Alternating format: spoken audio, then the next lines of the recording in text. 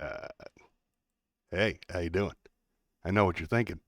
Where's the opening credits, right? Glad you asked.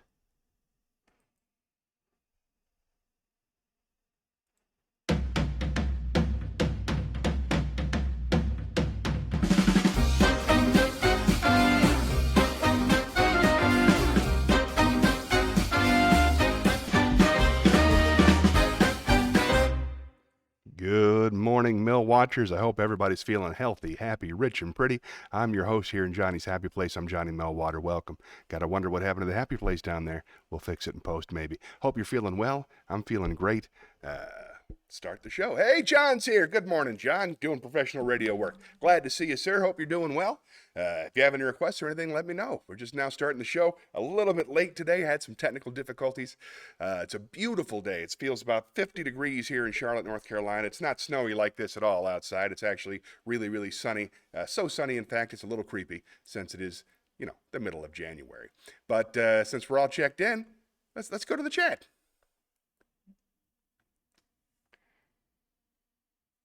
If anybody's tuning in for the first time, it's a very simple thing we do here. You see this fella to the right? That keeps track of the chat. You write the words, it shows up in the chat down there. I don't know why it's all small like that. I'll see if I can't repair that later on. But if we run out of things to say in the chat, then, there's a hi. There's a good morning. I tell you what, let's turn off the chat and turn it back on and see if we can get some look. Julia's here. Hooray! Welcome, Julia. I'm so happy to see you. Hope you're doing well. Thanks for coming. I'm trying to get this thing, the feature chat's working. Feature chat's working perfectly. The Facebook chat, that's where we're getting the attitude. All right, so what we're going to do there, we're going to go open it up. We're going to find the place where it says refresh. Refresh cache of current page. Boom. So now anything else you type should show up in the thing, and it shouldn't be the wrong size. So continue to keep going. Hi, Julia. Just so you know, John here. John Champion, a comedian and an improver and a radio personality. What'd you do on the radio this week? Tell us about it, John. I was happy to see you trying new things and getting opportunities up there in the Raleigh area. And Julia is a wonderful lady that I know all the way from Connecticut who's visiting. I hope you're both doing well. How was your week this week, Julia? You still helping the nice people? You doing the right thing out there? How's the weather in Connecticut? Is it crazy? Anyway, tell me all about yourselves, anything that you have in mind. The way that it works is you type it right up in here in the chat, and then when I run out of things to say in the chat, I spin the wheel. It's as simple as that. What's the wheel, you ask? I'm glad you did. Let me give it a shot. On the wheel, we have all kinds of things that I enjoy doing. That's why, give me the business. Really? Hell. Then I might have to call an audible. This is exciting, folks. This is the very first time this has ever happened. The spin the wheel has adjusted somehow. The spin the wheel is no longer on the board, so I am going to pick the first thing. We're going to do a short story. Nah, it's too long. Oh man, I got decision anxiety. I don't know what I'm going to do without the wheel. I don't feel great here. What's going on? Let me turn that off and turn it back on. Maybe I'm having a problem with internet. I don't know what's going on around here, but if you're still tuned in, I hope you enjoy the train wreck this show's become. Go, refresh cache. Refresh cache. Ha ha ha! Here we go. Here we go. Yes. Now it's you thought I couldn't fix it. Ooh, David's here from the beach. Welcome. Which beach are you watching from, Dave? Beautiful day for it in mid-January. Isn't that nuts? Let's go to the Zen Cones. To the campfire.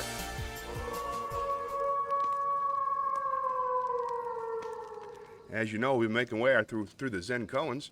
And the Zen koan, for those of you that don't know, is a teaching tool used by the Zen Buddhists. It's usually a story, either with a very clear point or a very difficult point to figure out.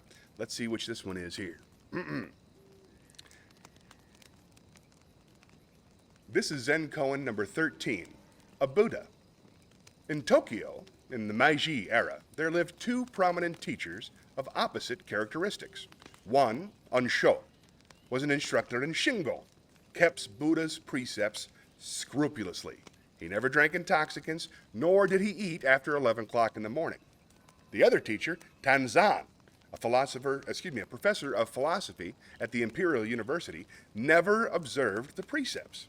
Whenever he felt like eating, he ate. And when he felt like sleeping in the daytime, he slept. One day, Unshu visited Tanzan, who was drinking wine at the time, not even a drop of which is supposed to touch the tongue of a Buddhist. "Hello, brother." That's how he talked. "Hello, brother," Tanzan greeted him. "Won't you have a drink?" "I never drink," exclaimed Unsho solemnly. "One who does not drink is not even human," said Tanzan. "Do you mean to call me inhuman just because I do not indulge in intoxicating liquids?" exclaimed Unsho in anger. "Then if I am not human, what am I?" "A Buddha," answered Tanzan.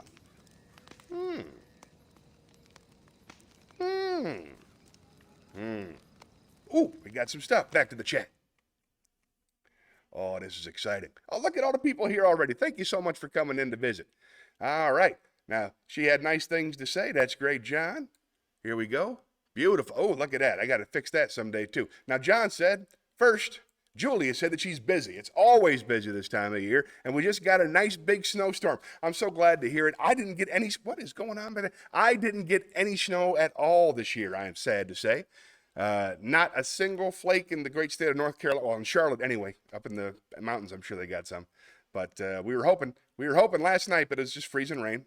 Oh, and here's John. John says that he got to interview some comedians that headlined at Good Nights Comedy Club. I love Good Nights, and of course I love comedians. I'd love to hear that. Who'd you interview? And they sold their shows out. Good for comedy. That is great news. Which comedians did you talk to? There's a show here in town. It's called the Comedy Zone podcast. It's hosted by the wonderful Jason Allen King. He does the same thing. He interviews the comedians who come and play at the club, and I enjoy all of those. Julia says that's great because she's super supportive. Thank you. David says he's writing in from Little River, South Carolina. So we got South Carolina, North Carolina, and Connecticut. So all three of you here, I'm so glad you made. Thanks. What's been going on with you? How was your New Year's? How'd you spend it? Did you have a party? Did you stay home like me? For my New Year's, I just rested. That's all I did the whole day. I don't know what's going on with that green. I don't like it. I'll figure it out. But for my whole New Year's, my wife planned, she got a whole bunch of fireworks together, and all the kids were up, both the kids were up, and they were all very excited about setting out the fireworks, but I fell asleep at like 10:30. I couldn't make it anymore. So that's all the fun I had. Ooh, nice. All right, let's try this. Let's see. All right, so we got the opening background. There it is. Stay with me. All right, where's my desk? Okay. I don't know why you got to give me the business. Now let's put in the Happy Place logo. Boom, we got ourselves a show here, folks. All right, we're back. Oh, Elitha's here. This is fun. Oli Cuevas, one of my favorite funny ladies from right here in North Carolina. How you doing, Oli? Thanks so much for tuning in. If I remember, you do speak some Spanish. I know a guy who's looking for some Spanish-speaking comics. If you're still doing stand-up and you're interested in getting some work, drop me a line when you can, and I'll give you the information. John says that the comics were Spencer Bland and Jordan Scott Huggins. I love them both. I haven't had the pleasure of meeting Spencer, but I've heard great things. And Jordan I had the pleasure of working with at the Wobbly Butt Lounge in Mooresville, North Carolina. We had a great time together. Very funny guy. Shayna's here! Yay! Welcome, Shayna. I'm so glad you made it. Thanks for coming to the big show this morning. All right. Now, I was just asking everybody else, how'd you spend your New Year's? What'd you do? Did you do nothing? Type it up in the chat. I just ran out of stuff. All right. I'll be right back. I'm going to go spin the wheel.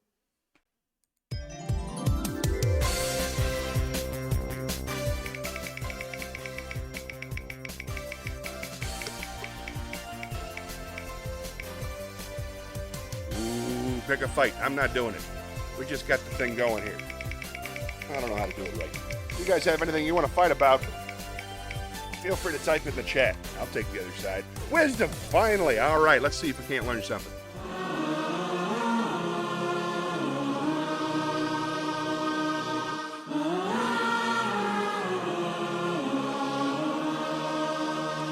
Got a whole bunch of new wisdom.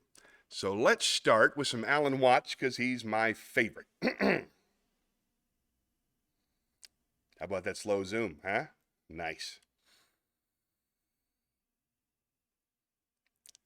No one imagines that a symphony is supposed to improve as it goes along, or that the whole object of playing is to reach the finale. The point of music is discovered in every moment of playing and listening to it. It is the same, I feel, with the greater part of our lives. And if we are unduly absorbed in improving them, we may forget altogether to live them. That's wisdom from Alan Watts. Fun.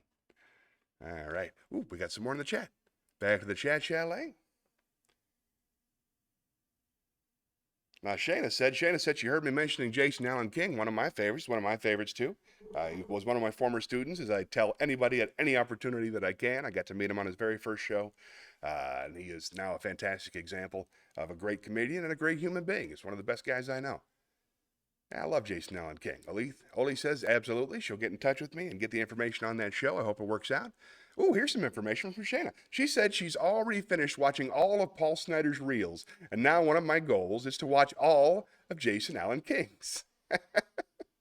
Good luck. He puts one out every day. He's killing it. They are both so funny. That's true.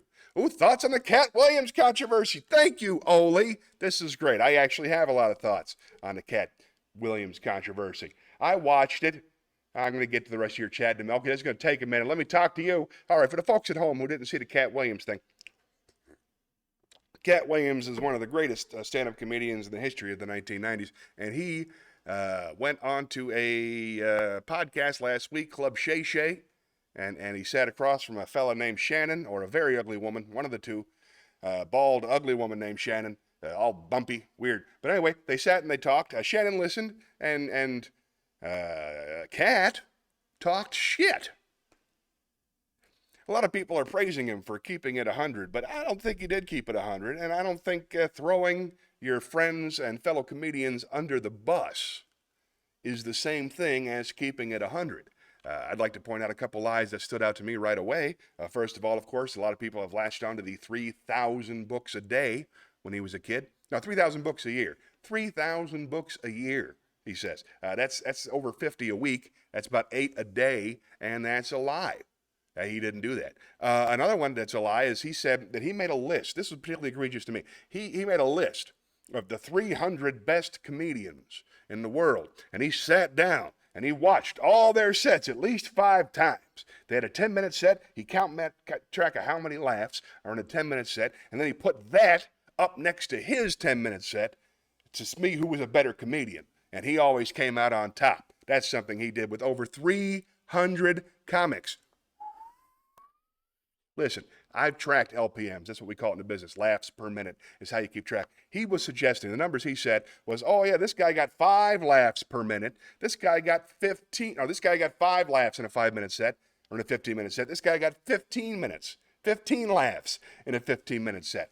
Professional comedians get an average, good ones get an average of 7 to 8 laughs per minute. The idea that he's gone through 300 of them and he's going to suggest 15 as an appropriate number for a 15-minute set is insane. So that's a lie. Probably a lot of things he did. Those are the ones I know for sure.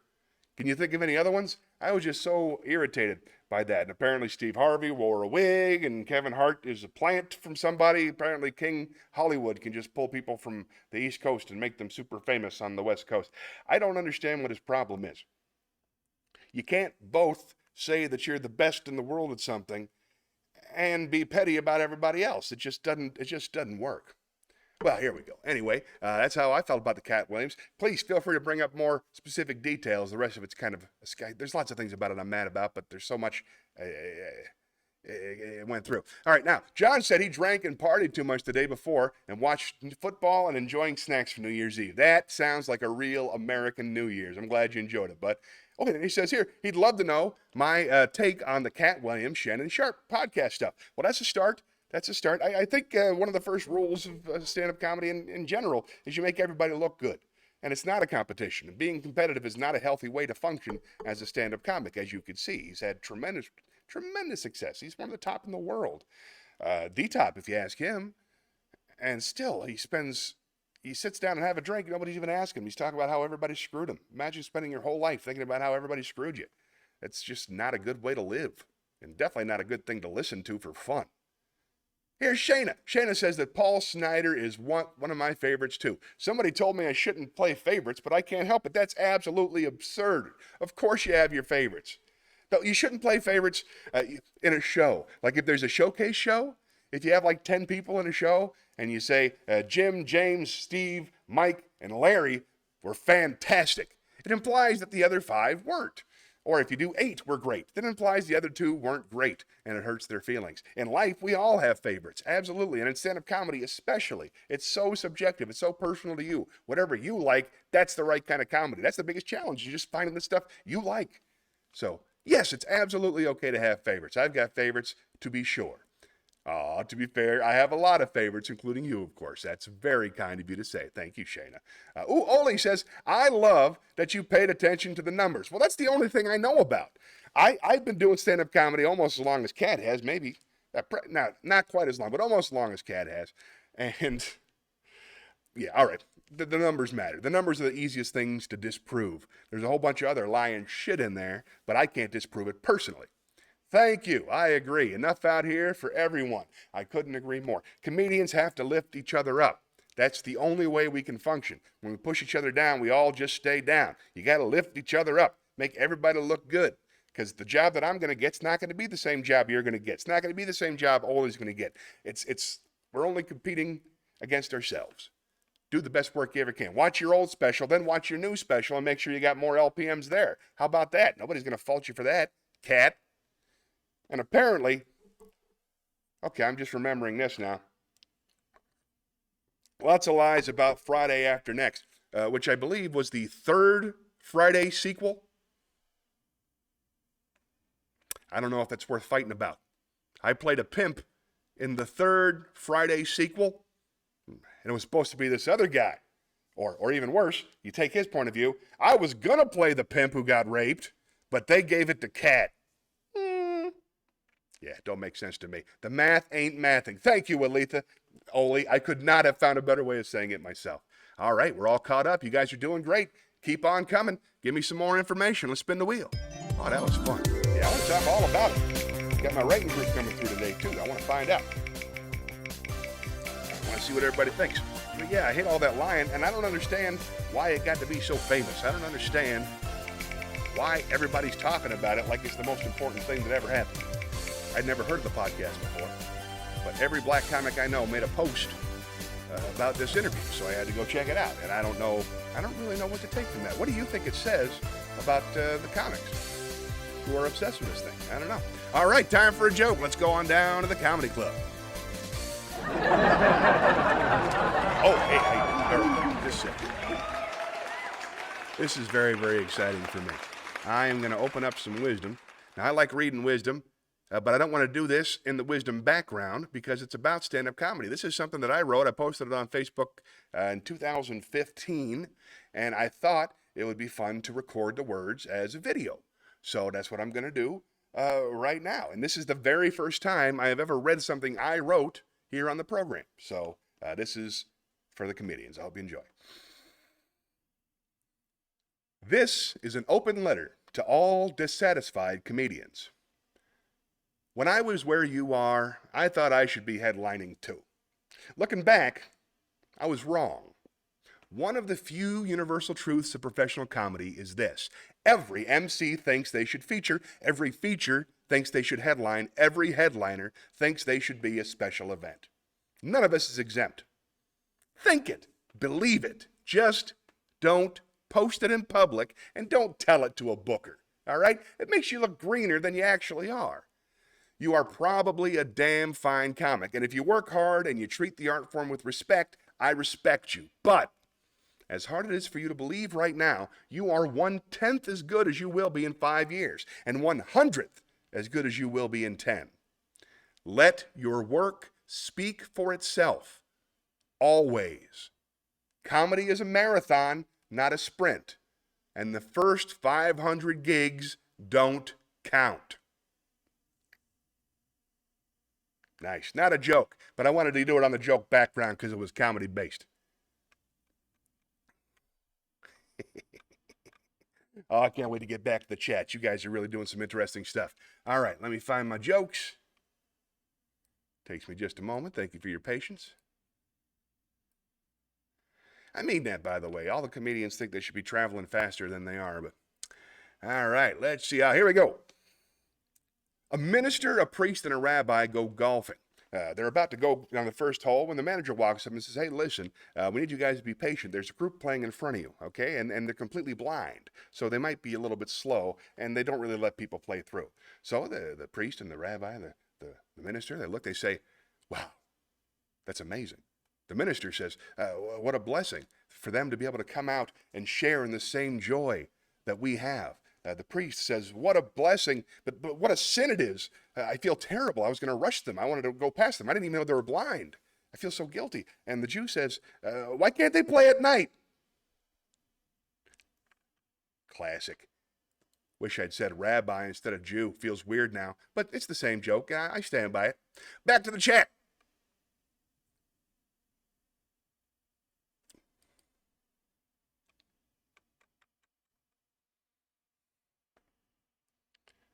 All right. Play favorites. Definitely okay to play favorites. A lot of favorites. Paid attention to the numbers. He agrees. The math ain't mathin'. All right. We got something else from Shayna. She said, honestly, I thought it was a big publicity stunt because I'd never heard of either of them before the controversy. Cat Williams is very, very famous. Shannon Sharp is apparently a sports figure of some kind. I'm not really familiar with his work. But, oh, thank you so much. Shayna says she liked my open letter. It was great advice and very well written. That's very nice of you to say. That was 8 years ago. I try not to put out wisdom too much in my own letters. Oh. And Sean said that open letter rocked like a hurricane. Hell yeah! Thanks, John. That gave me a little giggle. Appreciate you, pal. All right, let's spin the wheel. No one's ever suggested I did something that rocked like a hurricane before. And felt good. Here we go.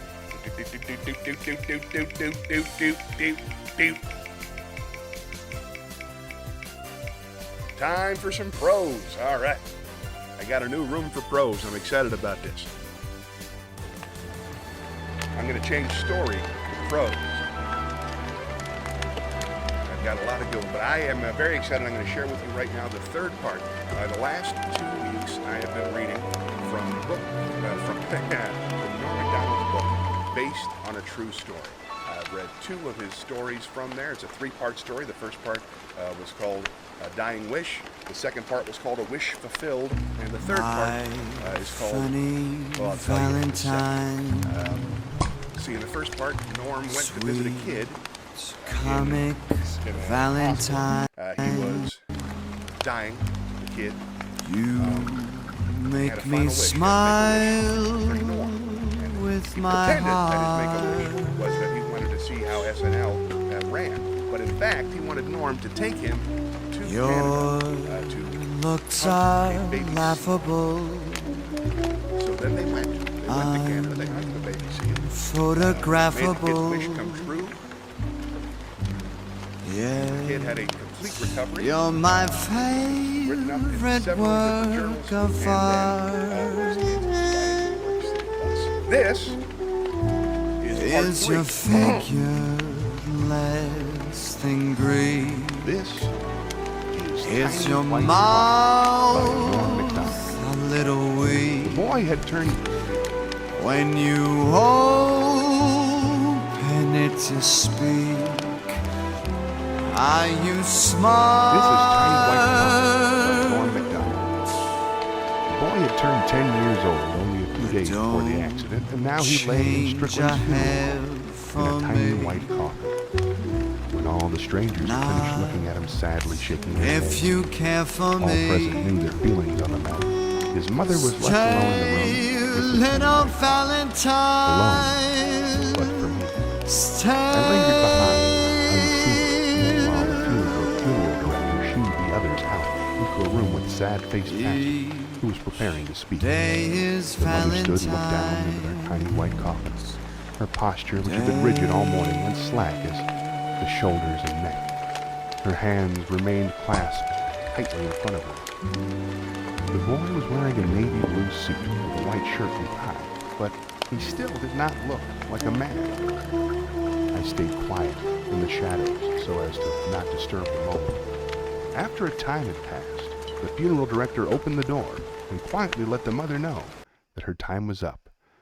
As she turned to leave, she looked one last time into the tiny white coffin, And then she did a strange thing, a thing which I will never forget. She straightened the knot on the boy's tie and looked to make sure it was right. I took in a fast, jagged gulp of air and slunk into the next room before she noticed me. There were cookies and an urn of coffee on the table in the other room. The cookies were awful. None of the cookies contained jelly in the middle, which are widely considered to be the best funeral home cookies. There were only dry shortbreads left. The coffee was black, and there was no cream or milk, just packets of white-yellow powder. When I poured the powder into the styrofoam cup of black bitter coffee, it just sat in a pile on top. When I mixed the powder in with a black plastic stick, the toffee turned gray like dishwater. Got me pretty steamed, and I'm sure the rest of the people who had gathered felt the same way. We all went into the adjoining room and took our seats. The tiny white coffin had been placed in the front of the room, and the sad-faced pastor was standing beside it. The sad-faced pastor told us how the boy had not been an ordinary boy. He'd been a very special. He'd been a brother and a son and a grandson and even a great-grandson. I looked over and saw them sitting there, the young and the old and the older and the oldest. The sad-faced pastor told us some things were very mysterious, but that there was a meaning behind everything, even something as tragic as this. He then asked if anyone had anything they would like to say, and people came up one at a time to speak about the boy. I decided to go up and speak too, since I had experience in public speaking. Of course, I wasn't about to do my stand-up. That would be ridiculous. I pulled out the piece of paper with the speech I'd prepared, and then, when I was about to read it, I suddenly changed my mind. Folks, I have in my hand here a speech that I wrote that's full of big, fancy words, but I'm not going to read it. And I crumpled my speech and threw it to the floor with contempt. You don't want to hear a bunch of fancy words, many of them so fancy you wouldn't even understand them. Instead, I will speak from the heart. I've never done such a thing before, but I hear it can be quite effective. Ladies and gentlemen, bereaved relatives, youngsters who have lost a brother or a sister or a friend, the guy in the sad-faced pastor costume, the lady sitting behind him, I figure it's his wife, and finally, of course, the guy hanging around the door, wearing a Carolina Panthers jacket, who is clearly in the wrong room, but has the grace to hang in there till the end. I thank you all for coming. I was proud to have known this boy, and I was proud that his last wish in life was to see me do a sketch on the Saturday Night Live program. Although I cannot say I was all that surprised, I'm a very good sketch player. But this is not about me. I really shouldn't be making it about me, but this is the first time I've ever spoken from the heart, so I beg your indulgence. I feel this speech will really start to get good very soon. But it didn't. And I realized something during the next 20 minutes as my speech moved from one inane anecdote to another, none of which having to do with the boy. What I realized was that some guys are very good at speaking from the heart, and some guys just are not. Doesn't mean one guy's better than the other, just different. So I was honest with the people. Ladies and gentlemen, I apologize for this speech. For the last 5 or 6 minutes I've been telling you about Gordie Howe, and I think we all know what an awful mistake me speaking from the heart was. So, if I may ask your help, let's try to find that speech with the big fancy words that I threw away some minutes ago. It's got to be around here somewhere. Here it is, a sweet old lady near the front said. I read it, and I thought it was very good, especially the part about how we can learn more from the children than they can learn from us. Oh, excellent. I'm glad you enjoyed that part, because it's the surprise ending. So that's shot. Guess I'll just have to read it without the surprise ending. And there appears to be coffee spilled all over it. Oh, yes, the sweet old lady said. I spilled coffee all over the darn thing. Okay, well, I can't make out any of the big fancy words now at all. But it's nobody's fault. I mean, in all fairness, part of it is my fault for crumpling it up and tossing it away so cavalierly. You know, I think cavalierly may have been one of the big fancy words in my speech. Also, it's partly the sweet old lady's fault for spilling so much coffee on the paper that not a single word can be made out. But we're not here to place blame. I will say this about the young boy in the tiny white coffin. Despite the doctor's dire prediction, the boy was too tough, resolute, and courageous to let something as small as a deadly disease defeat him. No, the boy was made of stronger stuff than that, and it took much more to defeat him. It took a 3-ton municipal bus, moving at 40 miles an hour and driven by one Cecil Richard Anderson, to defeat this boy. I then heard the deepest sobs and looked down to see a man wearing some sort of bus driver's uniform being held up by 2 women. "If you cry, sir, then cry not with envy. No, cry with envy and not pity. For the boy is in the clouds, and he is one with the clouds. It is we who are left, who are reminded on this unacceptable day that life is swift, and yet we are blind to its mighty splendor, which can be found in the simplest of things. Things like a walk in the park, a conversation with a good friend, a deep, rich coffee, leavened with half cream and half milk, and served in a sturdy mug, one with some heft, and with it a delicious cookie that's white and has red jelly in the middle. Thank you for listening, and due to the solemnity of the occasion, I would ask you hold your applause." From there, we all went to the graveyard. The day was bright and clean, and the cool autumn air filled my lungs and made me feel healthy. A time passed, and then the hearse showed up. The pallbearers were all men, and they carried the tiny white coffin as if it was very heavy, although it couldn't have weighed more than 80 or 90 pounds. There was a small hole in the ground and some dirt beside it. We stood in a circle, and the sad-faced pastor said some things in Latin, and then we formed a line. The sun was directly overhead and made the tiny white coffin ever so bright. And I took a handful of dirt and flung it down on top. Then it was the next guy's turn. Afterward, I walked back alone down a long blacktop road, and it was cold. And in the sky there were white clouds, and they all looked like white clouds and nothing else. That's lovely. All right, let's go back to the chat. This wasn't supposed to have music. My fault. Back to the chat. There we go. Hey, everybody. Sorry about that. We ran into a problem on the way in. You might have noticed. We lost. The music was over me, and then it was gone. I see. Well, terribly sorry, folks. I do love my funny Valentine. Well, messed that up. That was a new background. Shouldn't have had the sound on. That's my fault. Perhaps you heard the end of the story. We'll never know. If you're still here, thanks for watching. If you're not, I don't blame you.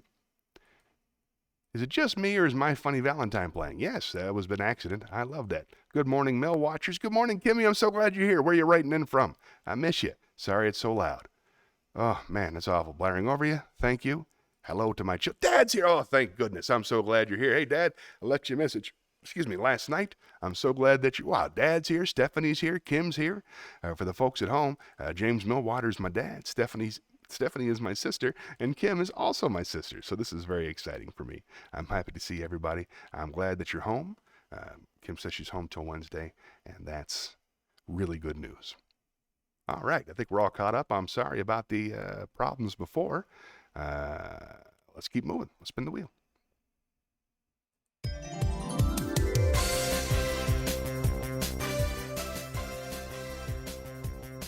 Here we go.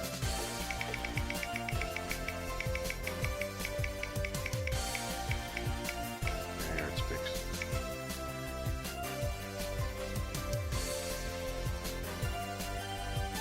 Oh, another Zen Cohen. Why not? Back to the campfire.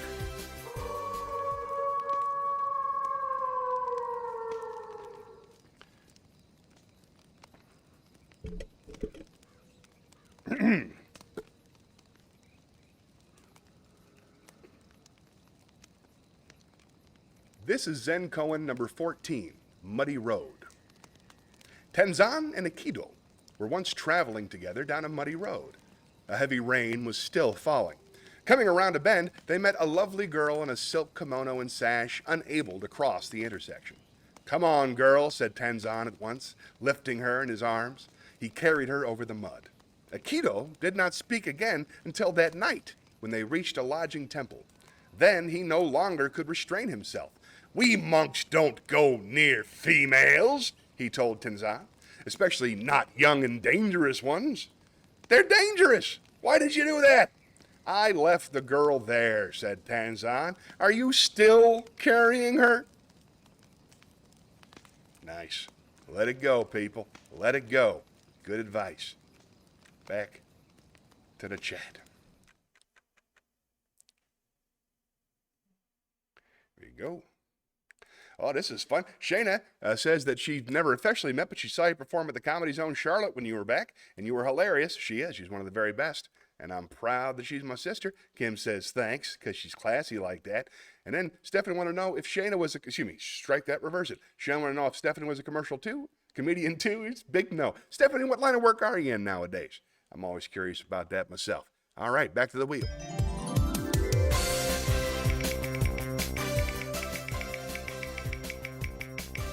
Really is. Thanks, Shane. Monologue. All right, let's head on down to the theater. We'll do a monologue.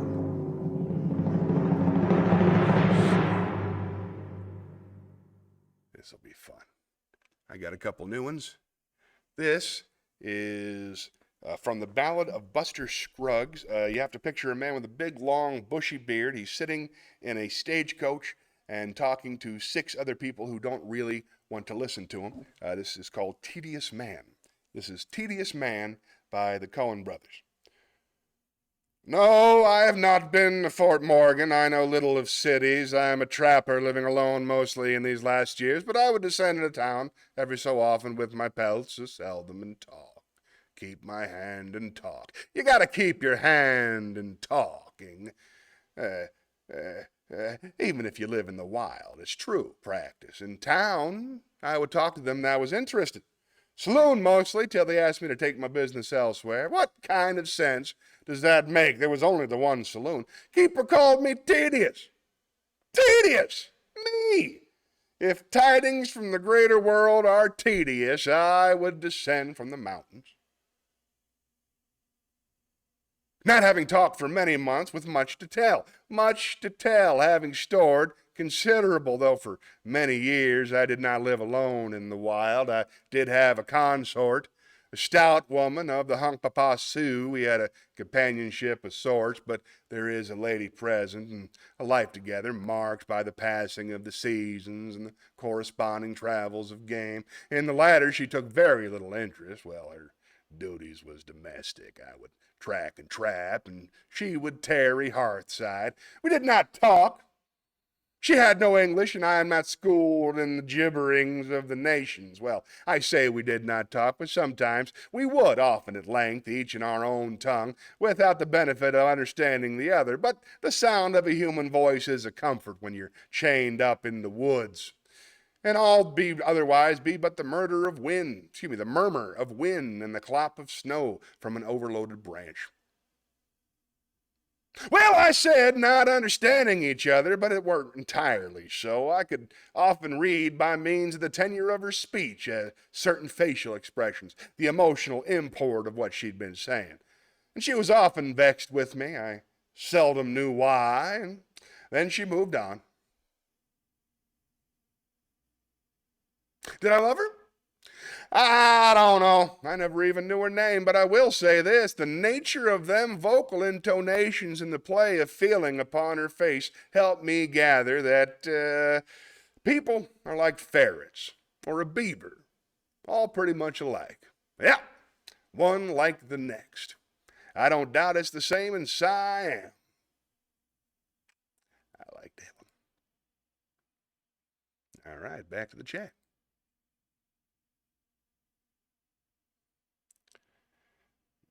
Please. Stephanie says she's a nobody. LOL. That's absurd and it's borderline rude. Don't talk about my sister like that.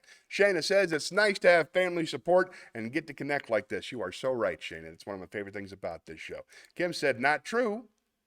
You are my sister, a mommy, a nana. You're a sweet, strong woman whom I am proud of. That's what I meant. Stephanie says she works for the Crossroads Prescription Pharmacy, schedule deliveries of meds to patients who can't afford them.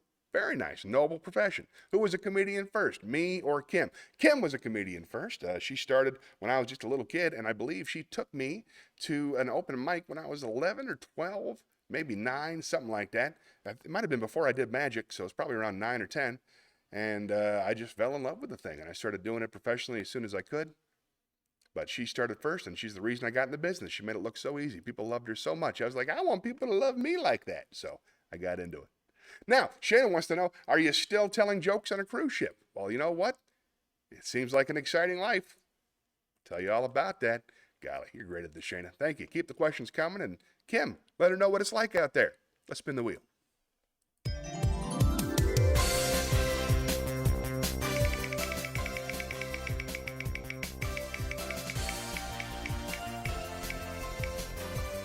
Ooh, time for another joke. Let's go down to the comedy club.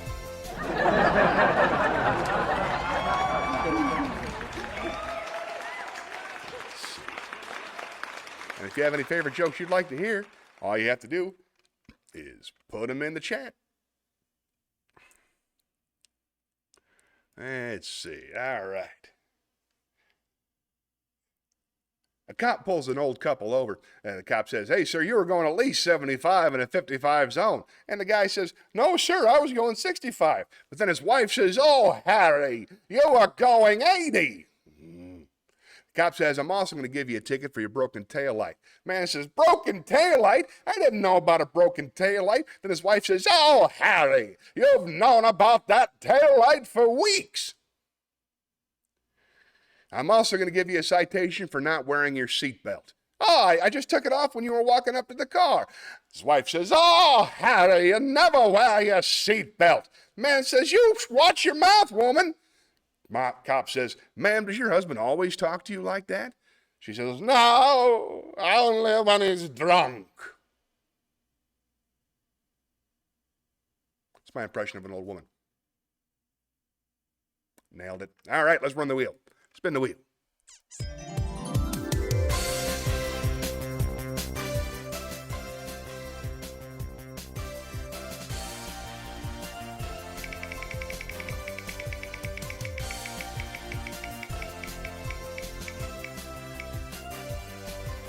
Oh, we just did one. Let's go back to the chat.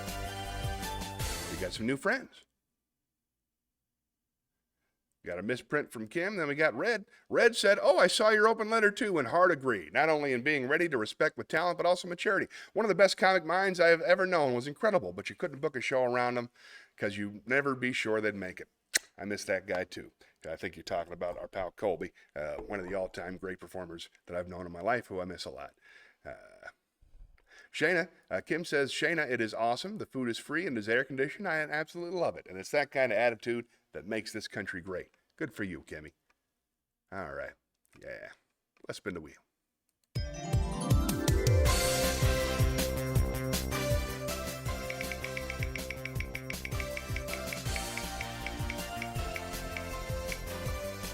Poem, finally. Haven't done a single poem yet. It's one of my favorite parts. Back up. Here we go. Oh, this is good.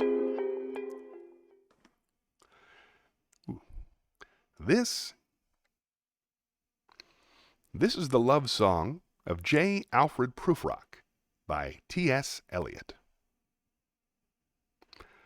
Let us go, then, you and I, when the evening is spread out against the sky, like a patient etherized upon a table.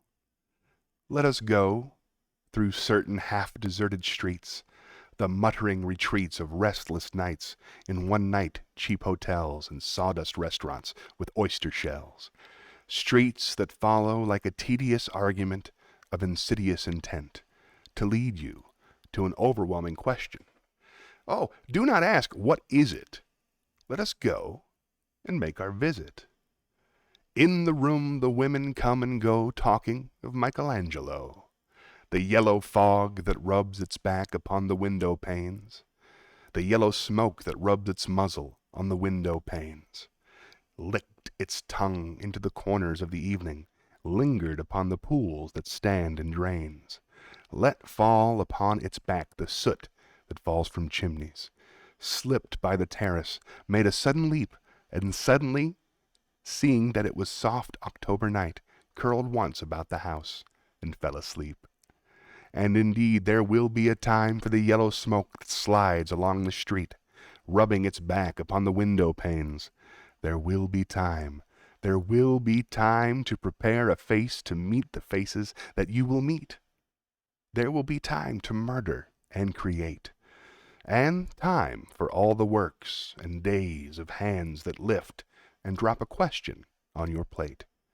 Time for you and time for me, and time yet for 100 indecisions, and for 100 visions and revisions before the taking of a toast and tea. In the room the women come and go, talking of Michelangelo. And indeed there will be time to wonder, do I dare? And do I dare? Time to turn back and descend the stair with a bald spot in the middle of my hair. They will say, how his hair is growing thin. My morning coat, my collar, mounting firmly to the chin, my necktie rich and modest, but asserted by a simple pin. They will say, but how his arms and legs are thin. Do I dare disturb the universe? In a minute there is time for decisions and revisions, which a minute will reverse. For I have known them all already, known them all, have known the evenings, mornings, afternoons. I have measured out my life with coffee spoons. I know the voices dying with the dying fall beneath the music from a farther room. So how should I presume? And I have known the eyes already, known them all, the eyes that fix you in a formulated phrase. And when I am formulated, sprawling on a pin, when I am pinned and wriggling on the wall, then how should I begin to spit out all the butt ends of my days and ways? And how should I presume? And I have known the arms already, known them all, arms that are braceleted and white and bare, but in the lamplight downed with light brown hair. Is it perfume from a dress that makes me so digress? Arms that lie along a table or wrap around a shawl. And should I presume? And should I begin?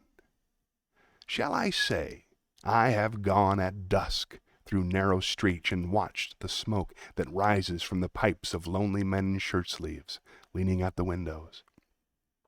I should have been a pair of ragged claws scuttling across the floor of silent seas.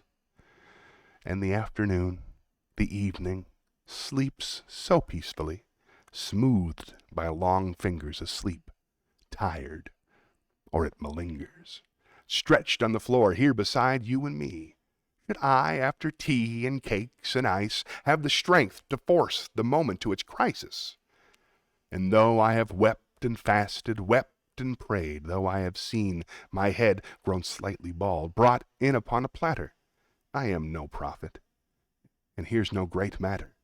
I have seen the moment of my greatness flicker, and I have seen the eternal footman hold my coat and snicker, and in short, I was afraid. And would it have been worth it after all, after the cups, the marmalade, the tea, among the porcelain, among some talk of you and me? Would it have been worth while to have bitten off the matter with a smile, to have squeezed the universe into a ball, to roll it toward some overwhelming question, to say, I am Lazarus, come from the dead, come back to tell you all, I shall tell you all? If one settling by a pillow by her head should say, that is not what I meant at all, that is not at all.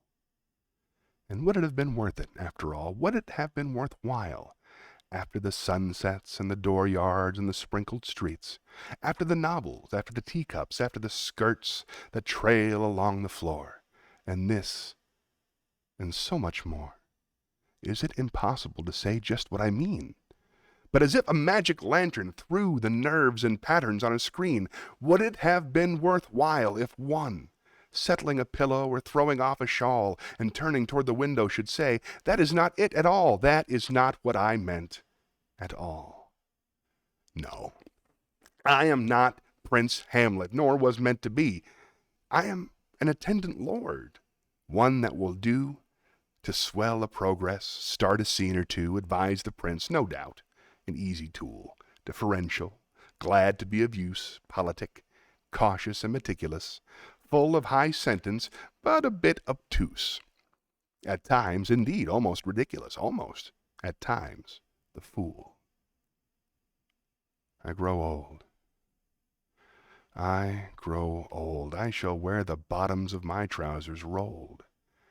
Shall I part my hair behind? Do I dare to eat a peach? I shall wear white flannel trousers and walk upon the beach. I have heard the mermaids singing, each to each. I do not think that they will sing to me. I have seen them riding seaward on the waves, combing the white hair of the waves blown back when the wind blows the water white and black. We have lingered in the chambers of the sea by sea-girls wreathed with seaweed red and brown, till human voices wake us, and we drown. Oh, that's a good one. I love it. Let's go back to the chat. Longer one, but man, do I love it. Let's see where we left off. Ooh, Kim had more to say about working on the ship. She also said it's a captive audience. You get to practice all the time. Land gigs, you have to drive forever to entertain 15 people, 5 of which work at the venue. How true that is. That's awesome, John says. Very nice of you to say. Ooh, Shayna's got a joke for me. Yay! Shayna, let's see. What do you call a fish with no eyes? Oh, I love this one. This is one of my favorites. Okay, I'm not sure how to give you credit for it. We'll try it. All right. I'll do this one for you. Here we go. To the comedy club.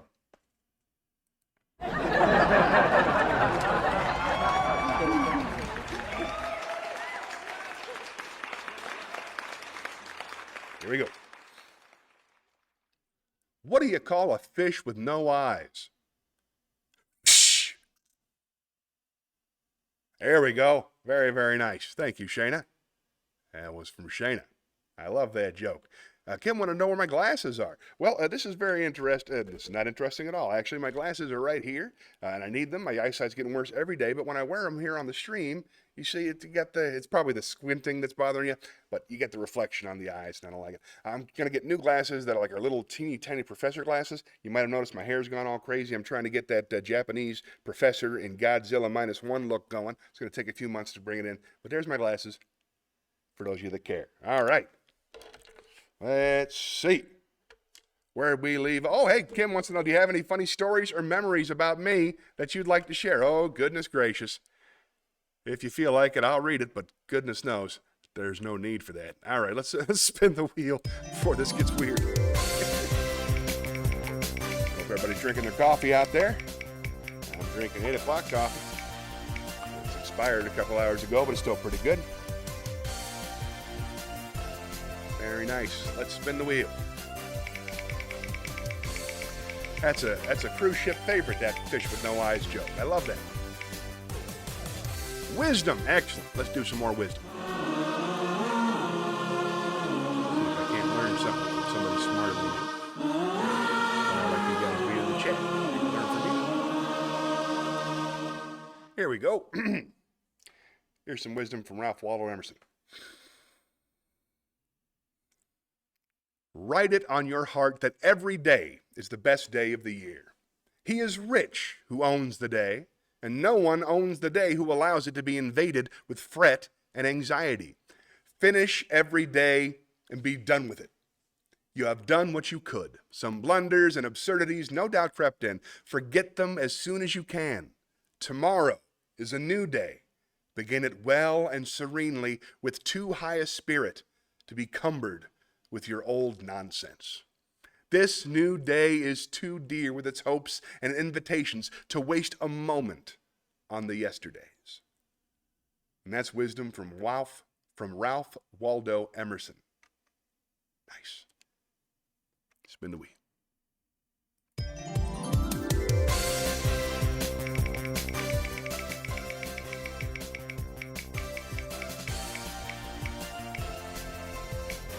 Wisdom. We just did. Can't have too much. Wrong button. There you go.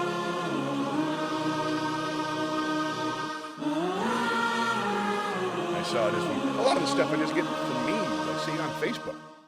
I follow several quote pages, and a lot of the quotes are really quite lovely. And this is one from Emily Bronte that is beautifully expresses an idea that I've been trying to get across for a long time.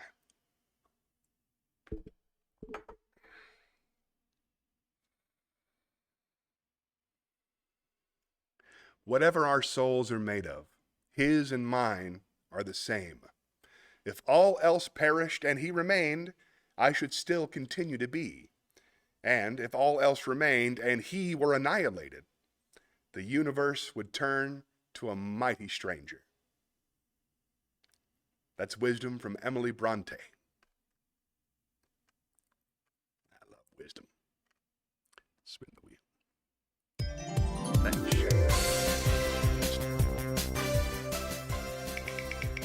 Thanks, let's see, done Zen Cohen's, done jokes, haven't done any songs yet. Only one poem. And it was a long one, but it's only one. I need a whole bunch. There we go, poem. Good. To the Poetry Corner.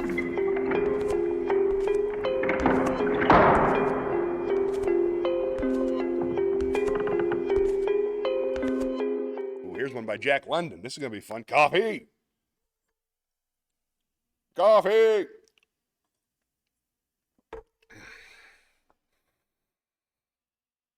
This is Daybreak by Jack London. The blushing dawn, the easy illumes. Their birds, merry mating sing. The buds breathe forth their sweet perfumes, and butterflies are on the wing. I pause beneath the window, high, the door is locked, the house is quiet. 'Tis there, a bed, she sure must lie. To wake her, I'll try it. And pebbles hurtling through the air strike full upon the window pane, awakening her who slumbers there with their insistent hurricane. In my imagination the wondrous scene do I behold, a nymph's bewildered consternation at summons thus so fierce and bold. A moment passes, and then I see the gauzy curtains drawn aside, and sweet eyes beaming down on me, and then a window upward glide.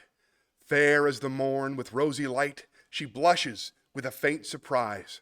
Then thinking of the previous night, in dulcet tones she softly cries, "It should have been put out by Nan, but I'll be down there within a minute. Nah, never mind, leave your own can, and put 2 quarts, please, in it." He was the milkman. You might not know, the younger people at home may not know the milkman. I thought it was somebody in love, but it wasn't. It was the milkman, and she just wanted milk. Here's a poem with a punchline. People don't get that much. All right, let's spin the wheel.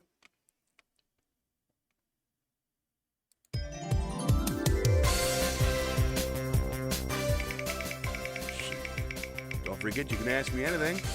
Just one monologue. Didn't do feeling yet. Shakespeare, that's what was missing. To the Shakespeare stage.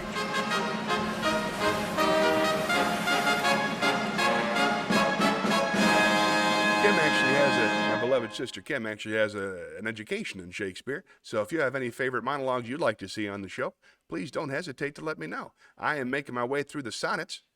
So I'm going to start there. Let's find my Shakespeare stage. Hold on. Uh-oh. I might have to do one from memory. No, give me just a second. I'll find it. I know where to find the Shakespeare stuff. Here we go.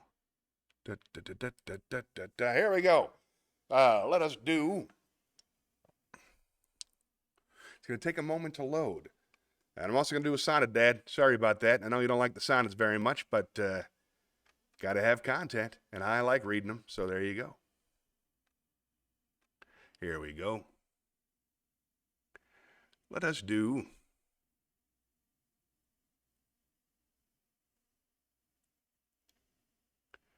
How about Merchant of Venice? Yeah, Merchant of Venice. Quality of Mercy. That's a good one. Haven't done that yet.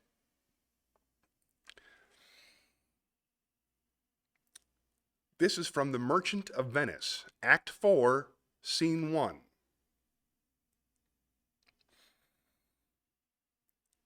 The quality of mercy is not strained, It droppeth as the gentle rain from heaven upon the place beneath. It is twice blessed. It blesseth him that gives and him that takes. 'Tis is mightiest in the mightiest. It becomes the throned monarch better than his crown. His scepter shows the force of temporal power, the attribute to awe and majesty, wherein doth sit the dread and fear of kings. But mercy is above this sceptred sway. It is enthroned in the hearts of kings. It is an attribute to God himself. And earthly power doth then show likest God's when mercy seasons justice.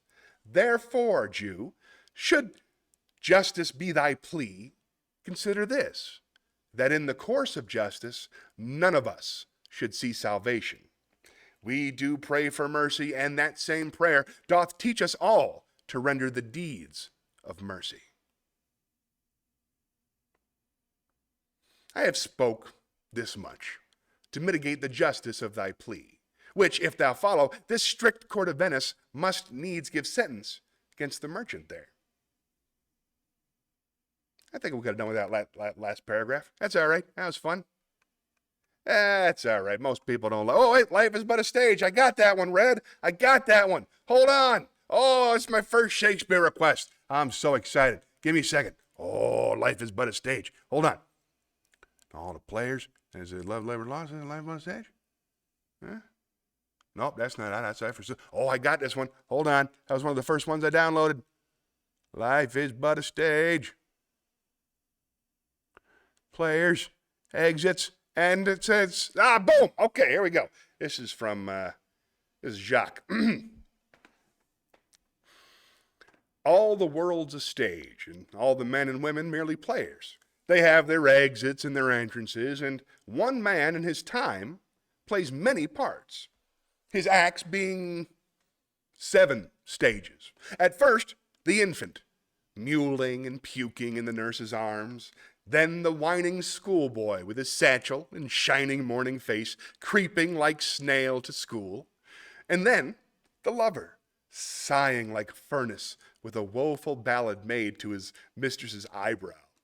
Then a soldier full of strange oaths and bearded like a pard, jealous in honor, sudden and quick in quarrel, seeking the bubble reputation, even in the cannon's mouth.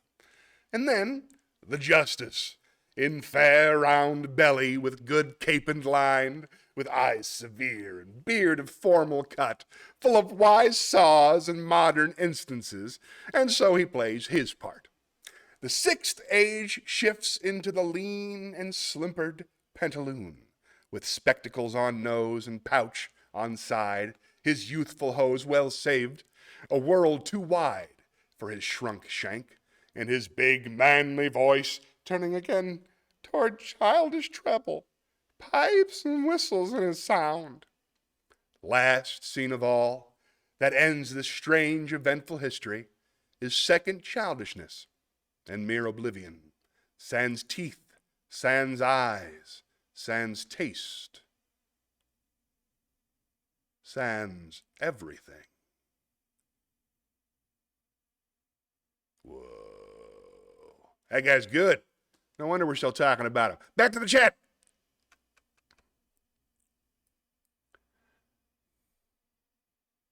Hold on there. Oh, Red had some interesting stuff. Hold on. Yeah, she said coffee. Coffee makes you sick. Oh, no. I didn't understand that emoji. I'm so sorry to hear that. I love coffee. Hey, Red says, I may be changing my position that there's been no good poetry written in the last 400 years. Well, I'm glad to hear that. There's some beautiful stuff I'm trying to find a little bit at a time. And then Shana said, finally, your dad told you that he doesn't like sonnets. That's okay. They're not for everybody. I like them. We'll do them next time Shakespeare comes up. But for now, let's spin the wheel.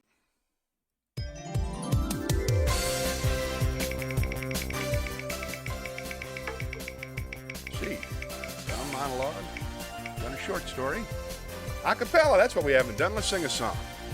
You know what? I want to go down to the theater for this one. I'm going to do something the likes of which I have never done on this show before. I am going to perform a song by the Beastie Boys. Actually, Beastie Boys, not the Beastie Boys, but I love the Beastie Boys, and I want to do one of their songs. So you have to keep in mind it's supposed to be 3 separate voices, but there's a great deal of wisdom in the following lyrics. So I'm not going to try to sound exactly like the song. I'm just going to read you the lyrics, and I hope you enjoy.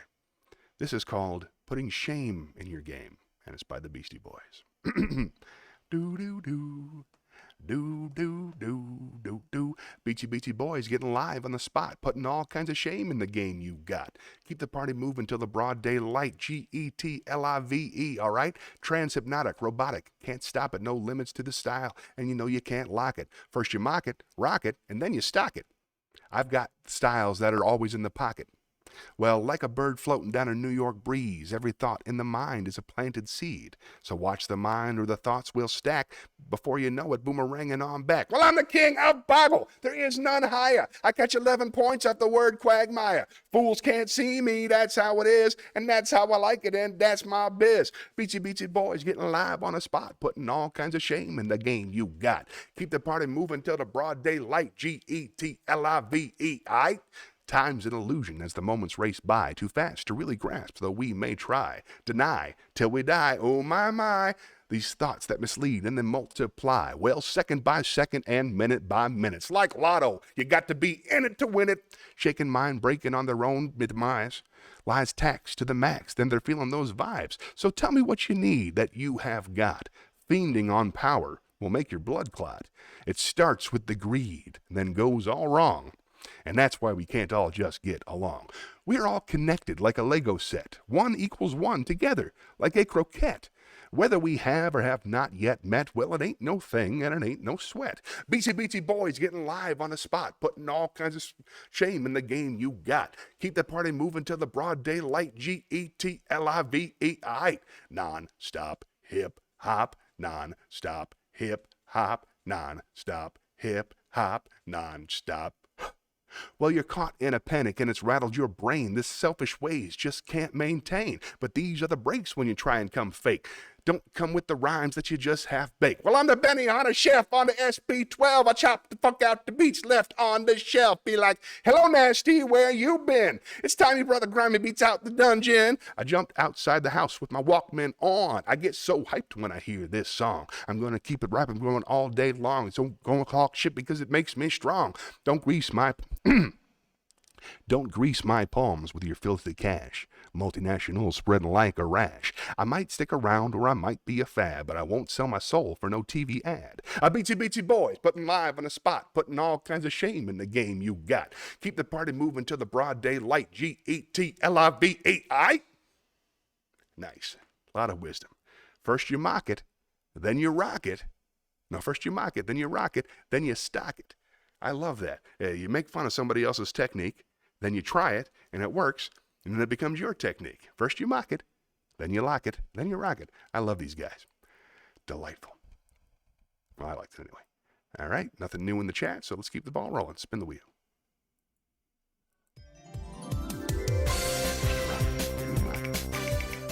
Oh, that's good stuff. That felt good. That's pretty good. That wasn't terrible for you guys. Pick a fight. Now's your chance. No one wants to argue about sonnets.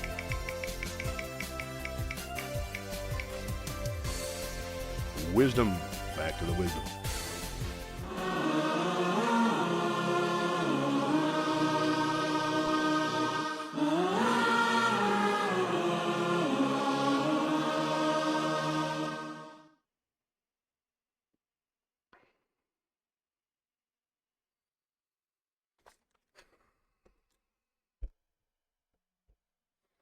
This is You by Donna Ashworth. If every single person who has liked you in your lifetime were to light up on a map, it would create the most glitteringly beautiful network you could imagine. Throw in the strangers you've been kind to, the people you've made laugh or inspired along the way, and that star-bright network of you would be an impressive sight to behold. You're so much more than you think you are. You have done so much more than you realize. You're trailing a bright pathway that you don't even know about. What a thing. What a thing. That's wisdom from Donna Ashworth, her poem entitled You. Ooh, hold on now. Back to the chat.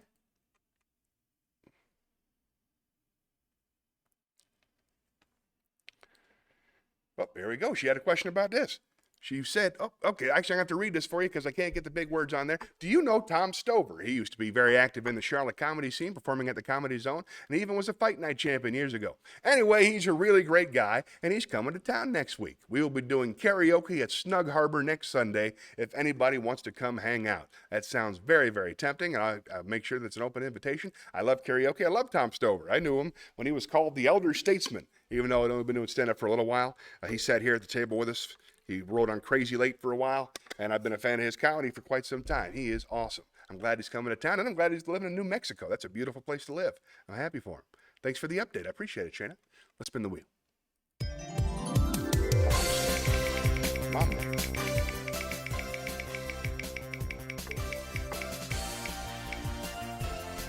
Acapella. Up.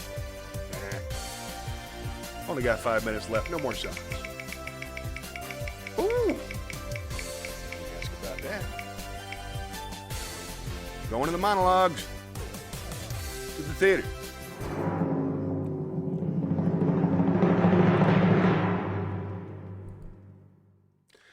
Before we get to the monologue, Red said, speaking of karaoke, my local karaoke restaurant now has a comedy night. Nice to see the community expanding. Yeah, it's a weird thing in Charlotte right now.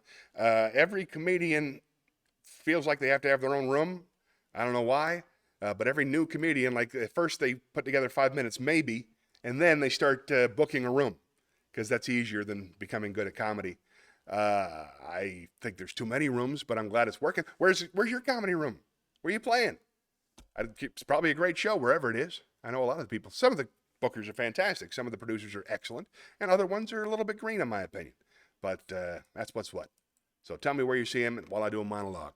Let's see if I can find something interesting. Here we go. This is Jon Stewart's closing speech. This is great. This is his closing speech from, oh man, I don't even remember there it is. It's the closing speech for the Rally to Restore Sanity. You remember that? Him and Stephen Colbert out in Washington, D.C. I can't control what people think this was. I can only tell you my intentions. This was not a rally to ridicule people of faith or people of activism or to look down our noses at the heartland or passionate argument or to suggest that times are not difficult and that we have nothing to fear. They are, and we do. But we live now in hard times, not end times. And we can have animus and not be enemies. But unfortunately, one of our main tools in delineating the two broke. This country's 24-hour political pundit, perpetual panic conflictinator did not cause our problems, but its existence makes solving them that much harder. The press can hold its magnifying glass up to our problems, bringing them into focus, illuminating issues heretofore unseen, or they can use that magnifying glass to light ants on fire, and then perhaps host a week of shows on the sudden, unexpected, dangerous flaming ant epidemic. If we amplify everything, we hear nothing. There are terrorists and racists and Stalinists and theocrats, but those are titles that must be earned. You must have the resume. Not being able to distinguish between real racists and Tea Partiers, or real bigots and Juan Williams and Rick Sanchez is an insult, not only to those people, but to the racists themselves, who have put in the exhausting effort it takes to hate. Just as the inability to distinguish terrorists from Muslims makes us less safe, not more. The press is our immune system. If we overreact to everything, we actually get sicker and perhaps eczema. And yet, with that being said, I feel good, strangely, calmly good, because of the image of Americans that is reflected back to us by our political and media process is false. It is us through a funhouse mirror, and not the good kind that makes you look slim in the waist and maybe taller, but the kind where you have a giant forehead and an ass shaped like a month-old pumpkin and one eyeball. So, why would we work together? Why would you reach across the aisle to a pumpkin-assed, forehead eyeball monster? If the picture of us were true, of course, our inability to solve problems would actually be quite sane and reasonable. Why would you work with Marxists actively subverting our Constitution, or racists and homophobes who see no one's humanity but their own? We hear every damn day about how fragile our country is, on the brink of catastrophe, to run by polarizing hate, and how it's a shame that we can't work together to get things done. But the truth is, we do.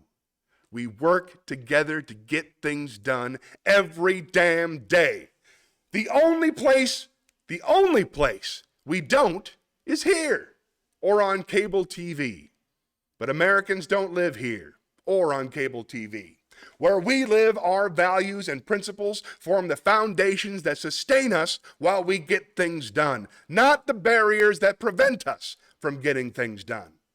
Most Americans don't live their lives solely as Democrats, Republicans, liberals, or conservatives. Americans live their lives more as people that are just a little bit late for something they have to do. Often something they do not want to do, but they do it. Impossible things every day that are made possible by the little reasonable compromises that we all make. Look on the screen. This is where we are. This is who we are. These cars, that's a school teacher who probably thinks his taxes are too high. He's going to work. There's another car, a woman with 2 small kids who can't really think about anything else right now. There's another car, swinging. I don't even know if you can see it. The lady's in the NRA and she loves Oprah. There's another car, an investment banker, gay, also loves Oprah. Another car is a Latino carpenter. Another car is a fundamentalist vacuum salesman, atheist obstetrician, Mormon Jay-Z fan. But this is us.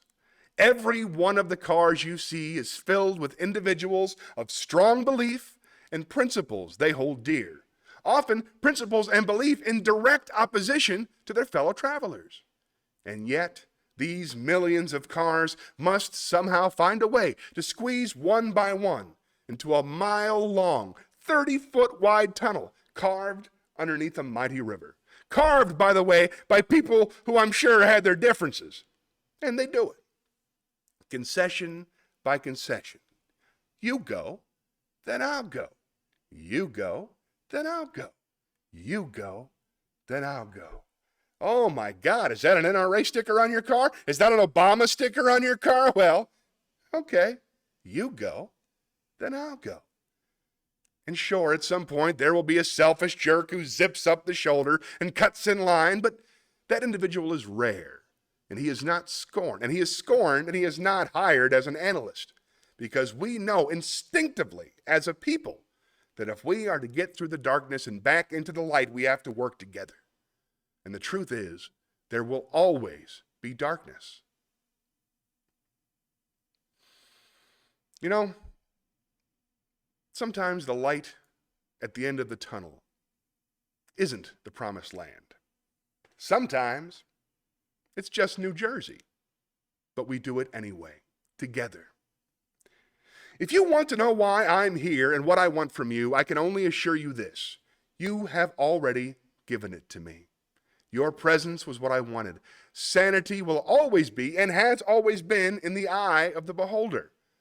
To see you here today and the kind of people that you are has restored mine. Thank you. That's by the great Jon Stewart. All right, back to the chat. We got a lot to catch up on. Nice. Funny, Dad doesn't like sonnets. Tom Stover, we talked about him. Speaking of karaoke, how'd that turn out? Oh, it's Saigon Night at Albemarle. I know him. That's you. It's the same guy who's going to book that show for Oli if she's still around.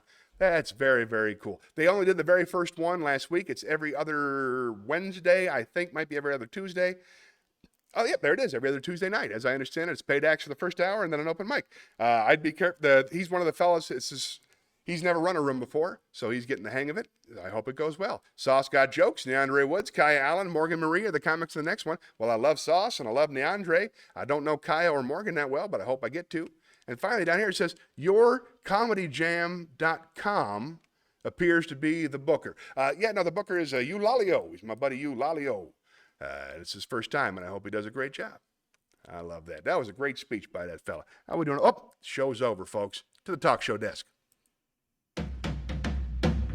Thanks for watching. Hope you had a little bit of fun while you were here.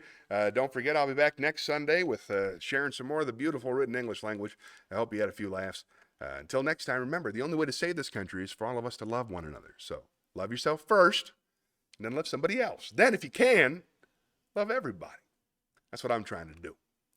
We'll meet again.